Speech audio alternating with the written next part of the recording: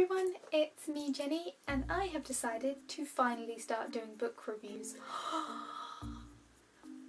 Book reviews is something that I've been constantly asked for since my first ever video in front of that bookcase, and it's something that I put off for many reasons. The first reason that I usually give for not doing book reviews is that the books I usually choose to read are not maybe that interesting to review. I have to say I am a huge fan of the classics. I read Our Mutual Friend, which is one of my favourite books of all time, about 6 times. I've read this book 6 times and I love it. I get to the end of it every single time and I want to start reading it again, and I have. Like, I think twice or 3 times I've got to the end of this book and just started reading it from the beginning again because I love it. I love the characters. Similarly, I love a lot of the classics. I love reading Shakespeare, I love reading Jane Austen, and yeah, that may make me an incredibly boring person, but I like doing it.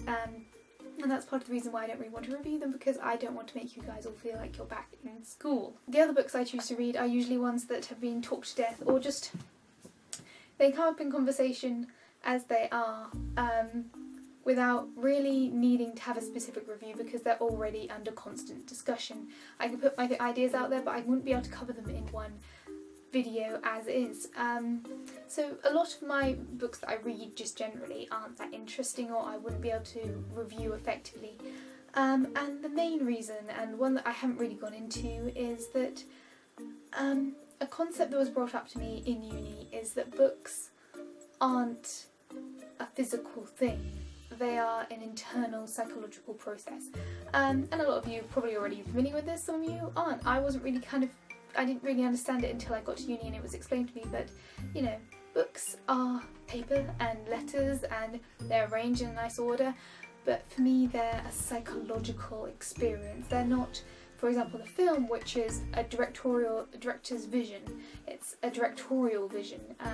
There are actors that you can comment on, there are aspects that you can comment on which make that thing, and you can experience it as an equal with everyone else because you're all watching the same thing. But with a book, you can experience a book in thousands of different ways, completely regardless of, you know, what's going on. It's completely interpretational because it's all psychological.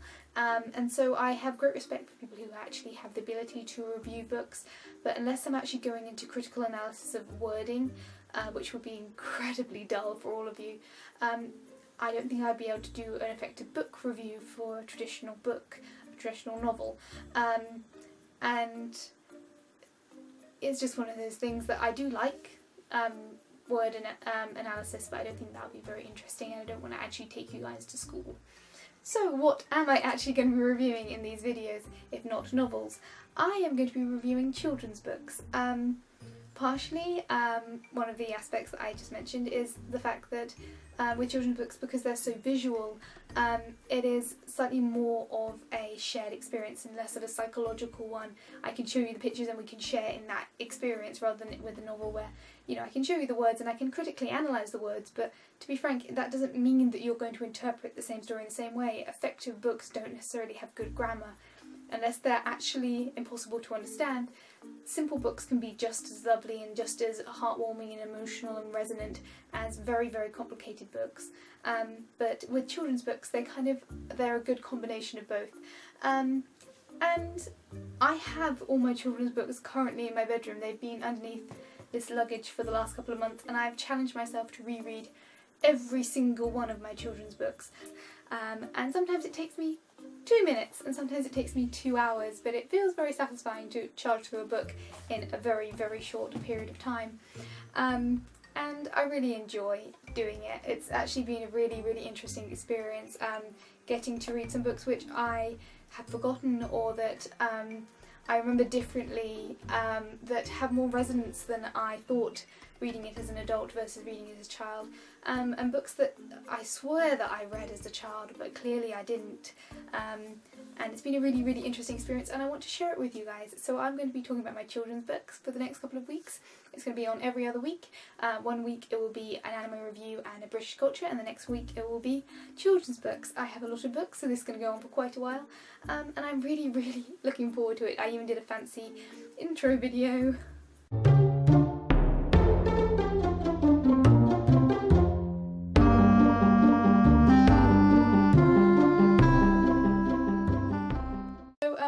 hope you enjoy this little journey with me. I'm literally buried right now in about a foot of books all around me.